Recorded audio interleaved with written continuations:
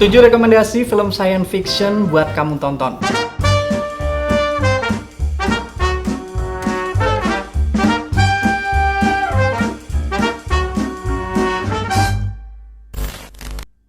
Dimulai dari yang pertama, yaitu adalah Eternal Sunshine of the Spotless Mind.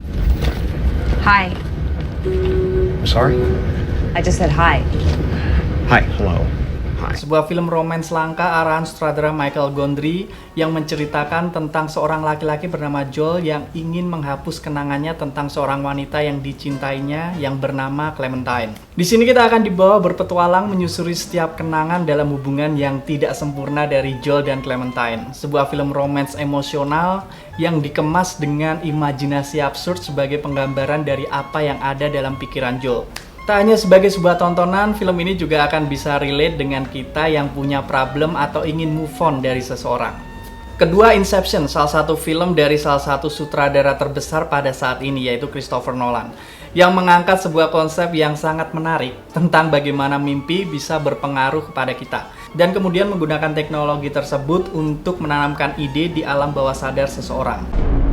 What's the most resilient parasite? An idea.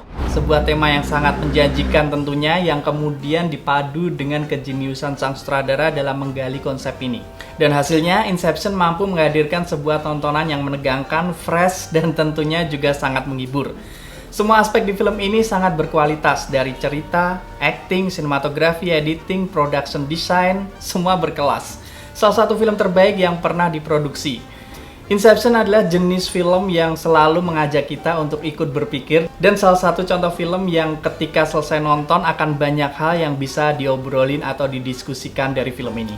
Ketiga, Gravity, sebuah film masterpiece karya sutradara Alfonso Cuarón. Film ini bercerita tentang para astronot yang berjuang untuk bertahan hidup dan kembali ke bumi pasca kecelakaan maut yang mereka alami di luar angkasa.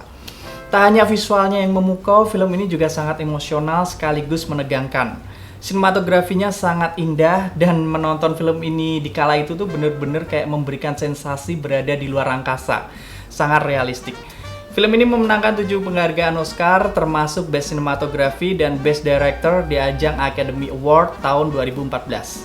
Selanjutnya yang keempat masih dari karya Alfonso Cuarón, yaitu adalah Children of Men. Since women stop being able to have babies, what's left to hope for?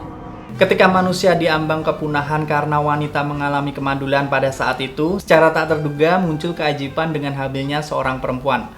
Dan Theo, seorang mantan aktivis, kemudian berjuang untuk membawa wanita tersebut ke sebuah tempat perlindungan. Children of Men adalah sebuah film yang sangat kelam di mana chaos serta kriminalitas terjadi di mana-mana. Ketegangan pun dihadirkan setiap saat. Ditambah dengan seringnya penggunaan teknik long take yang semakin juga menambah kejutan-kejutan yang tak terprediksi di film ini. Buat yang belum nonton film ini, wajib banget kalian tonton. Film science fiction kelima ada District 9, salah satu film fiksi ilmiah terbaik yang merupakan film debut dari sutradara Neil Blomkamp. Bercerita tentang sebuah camp isolasi para alien yang bernama District 9. Film ini memiliki naskah yang orisinil serta sangat menyentuh. Uniknya juga film ini menggunakan gaya film dokumenter dengan teknik handheld kamera yang disisipi oleh beberapa footage wawancara, selayaknya film dokumenter. Dan efeknya, film ini jadi terasa sangat realistik. Selain itu, film ini juga kental dengan isu apartheid di Afrika Selatan terlepas dari ceritanya sendiri yang berkisah tentang alien. Selain dramatis dan menegangkan, film ini juga mengusung tema kemanusiaan yang akan membuat kita tersentuh saat menonton film ini. Why are you here? Why don't you just leave? How do your weapons work?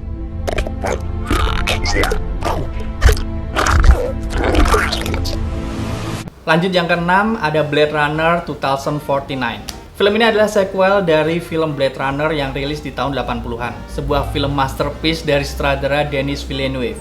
Bercerita tentang Blade Runner K yang memburu para replikan. Sampai kemudian dia menemukan petunjuk yang membawanya mengungkap sebuah rahasia besar.